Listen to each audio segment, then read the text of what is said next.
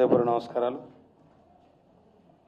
హరీష్ రావు గారు వారి కంపెనీ మొత్తం పోయి గవర్నర్ కలిసి పొంగులేటిని మొత్తం బర్తరఫ్ చేయాలని చెప్తున్నారు. కానీ వాళ్ళ పార్టీని ప్రజలు ఏనాడో బర్తరఫ్ చేశారు. 2003లోనే బర్తరఫ్ చేసిండ్రు. బర్తరఫ్ చేశారంటే మీరు ఈ రాష్ట్రానికి పనికిరారు, 60 సంవత్సరాల ఆంధ్ర వలస పాలన కింద నలిగిపోయిన తెలంగాణ ప్రజానికం మా తెలంగాణ మాకు కావాలని కొట్లాడి తెచ్చుకున్న తెలంగాణను, సోనియా గాంధీ ఇచ్చిన తెలంగాణను మీ చేతిలో పెడితే మీరు ఆగమాగం ఎక్కడ పడితే అక్కడ. నిజంగా నేను ఇప్పుడు హరీష్ రావు గారికి, కేటీఆర్ గారికి నేను అప్పీల్ చేస్తా ఉన్నా. మీ ధర్మంగా చెప్పురి, హైదరాబాద్లో మీకు ఎన్ని ఆస్తులు ఉన్నాయో మీ ధర్మంగా చెప్పురి. నిజంగా మీరు అబద్ధం ఆడనంటే మీరు సత్యచంద్రుడికి ఏమైనా పాలెల్లో లే పంగోళ్ళు అయితే చెప్పురి. మొత్తం దోసుకున్నారు కదా మా కాళేశ్వరం ఎక్కడ బాయే, కాకతీయ ఎక్కడ బాయే. పాప నాయనరసింహారెడ్డి అంటుండే, స్వర్గీయ నాయనరసింహారెడ్డి గారు మిషన్ కాకతీయ దాని పేరు పెట్టుకుంటే ఆయన ఏమంటుండే, ఇది మీ కమిషన్ కాకతీయ అంటుండే. అందుకనే రెండోసారి మంత్రి పదవి చేయలేరు. ఇంత దుర్మార్గంగా చేసిన మీరు తెలంగాణ ఇలా పొంగులేటి గారు కాంగ్రెస్లో ఎప్పుడైతే చేరిండో వాళ్ళకి ఎప్పుడైతే చెమటలు పుట్టినాయి. కాంగ్రెస్ పార్టీలో పొంగులేటి గారు జాయిన్ అయిన తర్వాత వారికి చెమటలు పుట్టినాయి. అయిపోయిందని మా పని అనుకున్నారు. ఆ కోపం ఇప్పుడు అలా తీస్తున్నారు. ఈ రాళ్ల పంచాయతీ, ఈ భూముల పంచాయతీ ఎక్కడిది? మీకు ఆక్రమించుకున్న భూములన్నీ మీరు హైదరాబాద్లో ఆక్రమించుకొని కట్టిన బిల్డింగులన్నీ కనుక పొంగులేటి మీద మీరు బర్తరఫ్ చేయాలని ఏదైతే గవర్నర్ గారికి అప్పీల్ చేసినరో మిమ్మల మున్సిపల్ ఎన్నికలలో, ఎంపీ ఎన్నికలలో, సర్పంచ్ ఎన్నికలలో మిమ్మల్ని ప్రజలు బర్తరఫ్ చేసినారు. ఇప్పుడైతే కొద్దిగా కొతరు మీరు మిలిగిరు, అది కూడా మిలగారుగా. ఎందుకంటే దుర్మార్గంగా తెలంగాణ ప్రజానిక తెలంగాణ ఔన్నత్యాన్ని, తెలంగాణ గౌరవాన్ని మీరు తీసేసారు. మీరు తెలంగాణ రాష్ట్ర సమితి ఉన్న పార్టీని తెలంగాణ తీసేసి భారత రాష్ట్రపతి ఎక్కడిది? మీరు నిజంగా కూడా మహారాష్ట్రలో ఒక దుకాణం తెరిచినారు, అడబోయి విజయవాడ చంద్రశేఖర నాయుడు ఒక అధ్యక్షుని చేసినారు. మళ్ళీ గెలిస్తే మీరు ఏమైనా చేస్తారు అనుకున్నారు. తెలంగాణ ప్రజలు మామూలు ప్రజలు గారు.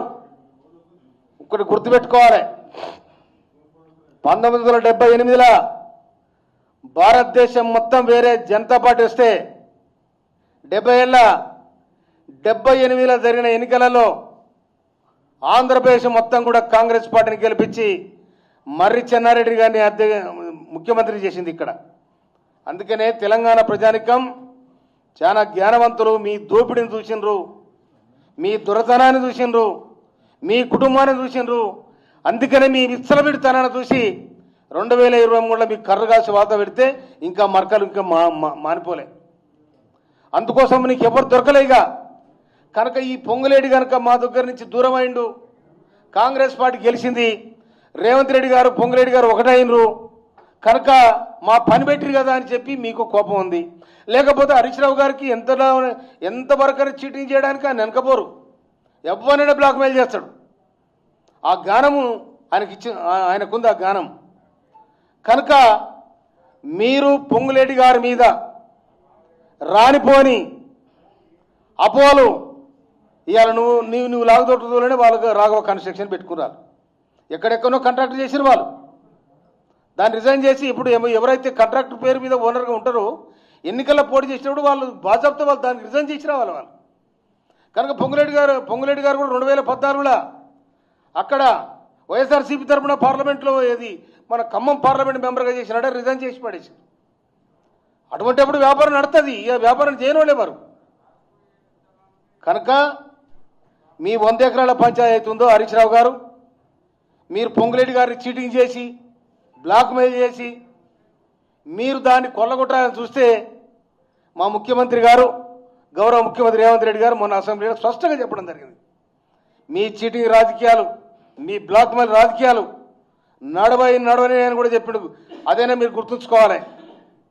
నిజంగా హరీష్ రావు గారు మీరు ఒక మాట చెప్తా, నేను మీ పంచాయతీ మీ పంపకాల పంచాయతీ లేకపోతే మీ మరదల కవిత ఎందుకు పోయింది చెప్పురి? మీ దాచుకునే కదా ఈ పంచాయతీ అంత ఎక్కడిది?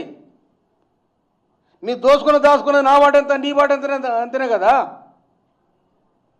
అందుకోసమనే 6 నెలలు మీకు సెకండ్ టైం మంత్రివర్గం ఏర్పడతారు. 6 నెలలు మిమ్మల్ని పక్కన పెట్టినరు. దాని వెనకాల అంతకుముందు మీరు ఇరిగేషన్ మినిస్టర్ చేసినారు, అంతకుముందు మీరు మైనింగ్ మినిస్టర్ చేసినారు.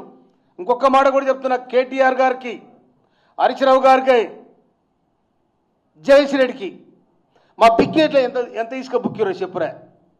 మా బిక్కేట్లే, మా తుంగతుర్తి నియోజకవర్గంలో ఉన్న బిక్కేట్లు ఎంత ఇసుక బుక్కిర్రు?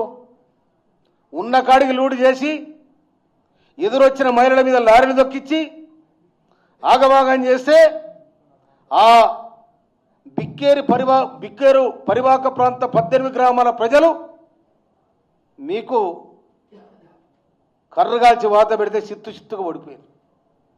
అందుకోసమనే మీ దుర్మార్గాలు చూసి, మీ అహంకారపూరితమైన విధానాలు చూసి పొంగులేడి గారు మీ పార్టీ నుంచి బయటకు వచ్చాడు.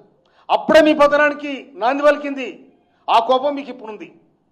అందుకోసమనే పొంగులేడి గారు కానీ, రాష్ట్ర ప్రభుత్వాన్ని కానీ, ముఖ్యమంత్రి గారు కానీ మీరు ఏం చేయలేరని కూడా గుర్తుపెట్టుకోమని చెప్పి హెచ్చరిస్తా ఉన్నాను. నేను ఏదో ఇంత గుడ్డగాల్చి మీదేద్దాం అనుకుంటారు, కానీ రేపు జరిగే పరిణామాలు దేనికైనా కూడా మీరు సిద్ధంగా ఉండాల్సిన పరిస్థితి ఉంటుంది. నిజంగా కూడా మీరు చేసిన దోపిడీలు, మీరు చేసిన దౌర్జన్యాలు, మీరు ఎవరెవరి మీద సిరిసిల్లలో దళితుల మీద ఇసుక లారీలోకి ఇచ్చిన సంఘటనలు, ఇవన్నీ కూడా ఎవరు మర్చిపోలే. ఇవన్నీ జ్ఞాపకాలలో తిరుగుతూ ఉన్నాయి ప్రజానీకానికి. అందుకోసం ఇప్పటికైనా పొంగులేడి గారిని కాదు బర్తరఫ్ చేసేది, మీ పార్టీని బర్తరఫ్ చేసే రోజు, గుండు సున్న చుట్టే రోజు కూడా వస్తుంది. తెలంగాణ ప్రజల ఆత్మగౌరవమైన తెలంగాణను తీసేసి మీరు. అందుకోసమే పొంగులేడి గారి మీద మీరు చేసే అసత్య ఆరోపణలని కూడా